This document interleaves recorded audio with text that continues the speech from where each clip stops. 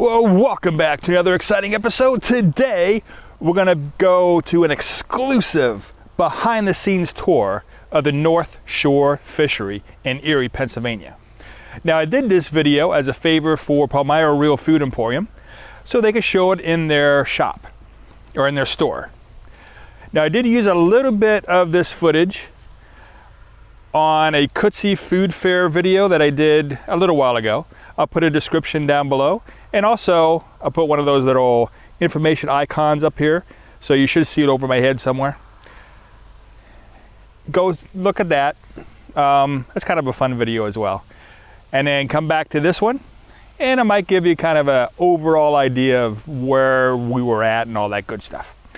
Well, I guess without further ado, let's get on with the video. Palmyra Real Food Emporium only orders your seafood from their premier seafood distributor on the East Coast, North Shore. The North Shore difference is very important to Palmyra Real Food Emporium and to you, the customer. Listen carefully and find out why the North Shore experience is important to you. So one of the things that makes North Shore special is the fact that we buy direct from the boats. So we have a girl who's a marine biologist. She runs up and down the coast, and when the boats are hailing, when they're calling in their catch, she calls us and we get to pick what we want. So this here is a sword that came out of Cape Hatteras, the boat was Captain Bob. We'll buy it based on what boats are fishing, because we know we get the best fish. There is this is a big eye tuna that they sliced off already. You can just see the steaks. I mean, how gorgeous that is, and the fat that's in that steak. It's just an absolutely perfect piece of fish. You can see the fat line. Big eyes are known because they have a nice fat line on it. If you get over here, you'll see the red blood line. You can see it right here. That tells me that fish came up alive, and it's a nice fresh fish. Down here we have some Navo, Nova Scotia halibut. Look how the slime. People don't understand slime. Slime on fish is good because slime protects the scales and the skin of the fish. So the fish naturally secretes the slime. It's a protein. There's a bacteria that lives in that protein. It's a symbiotic relationship. When the fish dies, that bacteria lives. It will continue to eat the protein in the slime. So if the fish has no slime, it means it's an older fish. Once that slime is gone, that protein starts to break down on the meat inside the fish. So when I get fish, it better be slimy. This is our Chilean sea bass. This comes out of Herd and Parks. Comes in two boats, the Gambler or Austral Leader. When you squeeze it, there's no water. Okay, big stiff fish, extra special. Nobody wants to buy a fish that's an 8-ounce steak, and when they go to cook it, it turns into 6 ounces. We buy single frozen, all Chilean bass is frozen once at sea, and the difference is a lot of guys will thaw it out and freeze it again. It's twice frozen, you'll get a lot of water. There's some mahi. Mahi's coming off the same boats from Hatteras, and also we have some product out of Ecuador because they're in full season. So the head-on would be domestic product, and the head-off will be a Ecuadorian product. Both fish, as you can see, are beautiful. Our trim level here, you can see, is bar none. So we want to give you the best possible trim that you can do. The bloodline tells you how fresh that fish is. And that's absolutely gorgeous mahi. Even though it's caught in Ecuador, it's all line caught. Line caught rod and reel, and it's all day boat. Comes in that day, we have it the next day at JFK. Here's some gorgeous tuna. Once again, came off the same boat. This is a big eye. If you look, when the fin is shorter to where the bottom fin is, right? That means it's a big eye. I can look at it and tell it's a big eye.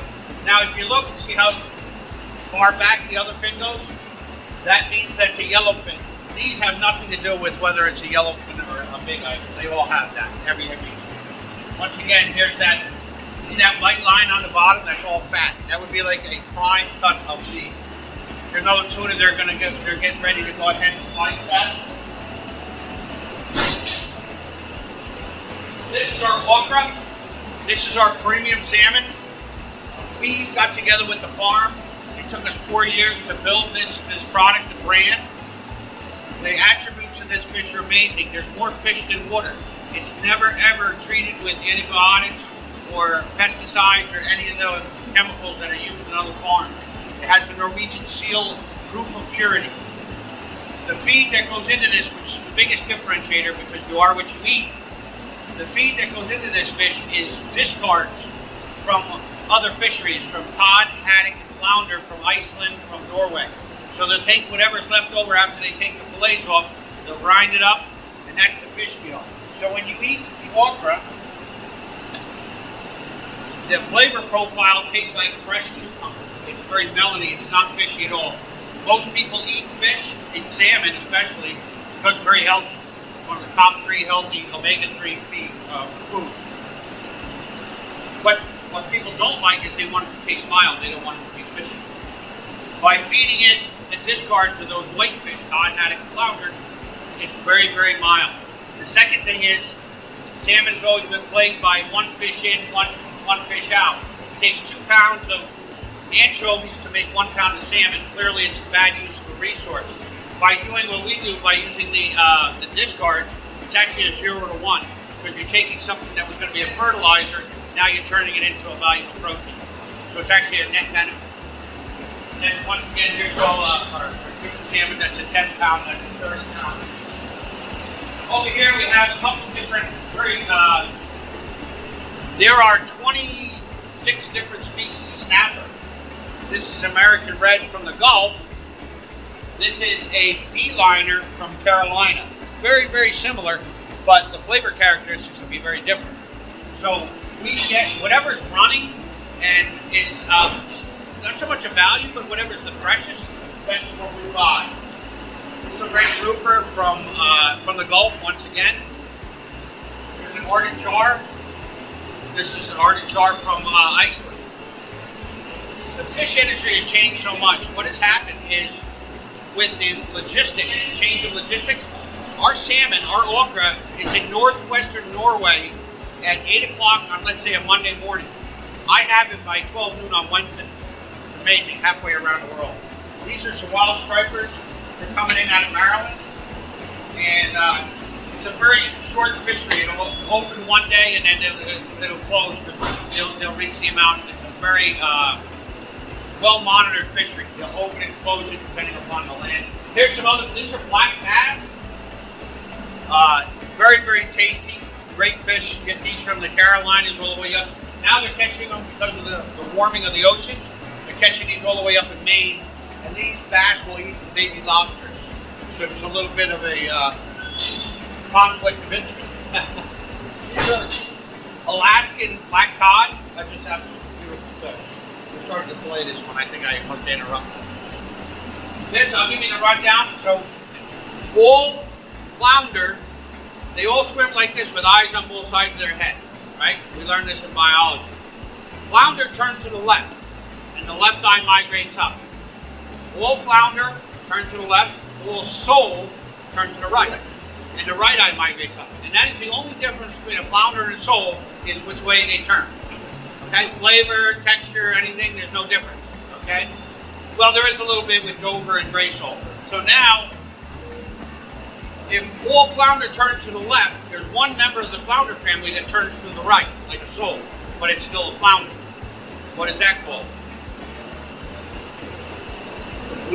A fluke. That's how it got its name.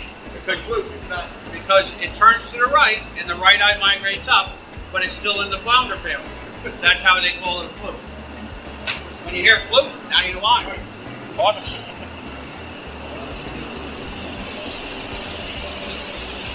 All right. Come out here. You can see all the crab meat we buy direct in Indonesia. I have a girl, Novita, she inspects right in the plant every time we produce. It's like building a house. If you're not there, expect things to be a little different. We are the premier oyster house in the Midwest. We carry on hand 25 different oysters at all times, and we have access to over 200 different oysters. Oysters have come a long way. Everybody used to be a Wellfleet, a Blue Point, and a Kumamoto. But now what we've realized is an oyster siphons 50 gallons a day of water through the shell. So by that being said, 50 gallons of seawater, whatever's in that surroundings, whether it be eelgrass, whether it be brown kelp, whether it be clay bottom, sand, clean ocean, that's going to change the flavor profile. So what the oyster farmers, they've mastered their craft, and now they realize that, hey, we're like a fine wine. It's the grapes, it's the terroir, it's all the things that go into it. They're realizing that in oysters, and subsequently we have a variety of oysters. And now I do a tasting every week, and I've tasted over 150 different varieties, and then I document the tastings, and we do a pairing also with wine, craft beer, all those. These are shucked oysters. That is absolutely amazing. That is a select. Look at how fatty that is. It's just amazing. I mean, and it's so firm and plump. These are out of Virginia. We don't use a Gulf or a West Coast oyster just because they're not as good. And that's another one. And they're just so firm. You know, if you were going to do an oyster po' boy, fried oyster, any of those oyster shooters. Over here we have our scallops. These are we go bay scallops. We sold out of a lot of scallops last time because we just had a big night. So these are our bay scallops. They're absolutely beautiful. These are a 20-30. So depending upon what you want to do with it, is the size that you use. So we have 20-30s. I have the U12s here, which is another great scallop. And this is going to be a standalone product here. And then of course, these are our U8s. What you want to look for here is a better light over here is the striation of the mussel. Because when you can see that striation, you know that that is an unadulterated, true, dry, pure scallop. As you start to pump that with water, those striations will go away and it becomes like a little balloon. Now you might not, it'll still sear in the pan and you won't see a lot of leaching of liquid, but when you bite it into your mouth, you get this collage of water and whatever else they're using to pump that scallop up. Let's go over there. We have, this is our skinless haddock. It's a great product out of Iceland. There's some cod, this is some cod out of Alaska. This is a unique product. This is tilapia out of Colombia. It's not Chinese. It's really, really, if you're going to eat tilapia, this is a great, great product. You know, it's an all-natural, grown by a small farm. Here's some of our walleye. Some ocean, or some Lake Erie perch. So this is some scarlet snapper out of Indonesia. We have some sole. This is Alaskan rock sole. Here's a tube and tentacle. This is number one of our biggest items. This is a domestic calamari. This is out of Point Truth, Rhode Island.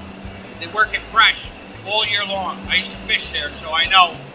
Where boats will go out, they work 2 days on the meat, and then they'll come back and it's processed right away. So here we have, these are the tubes and tentacles. These are the, rings and tentacles. Those are just rings only.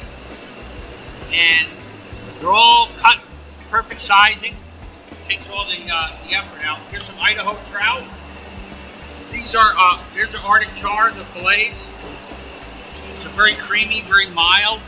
I sell that like it's good. Char is just a great, it's a little secret. And you know, it has the color of salmon, but it's very, very mild. And then over here, I have some of our fish that we come in. This is a mako.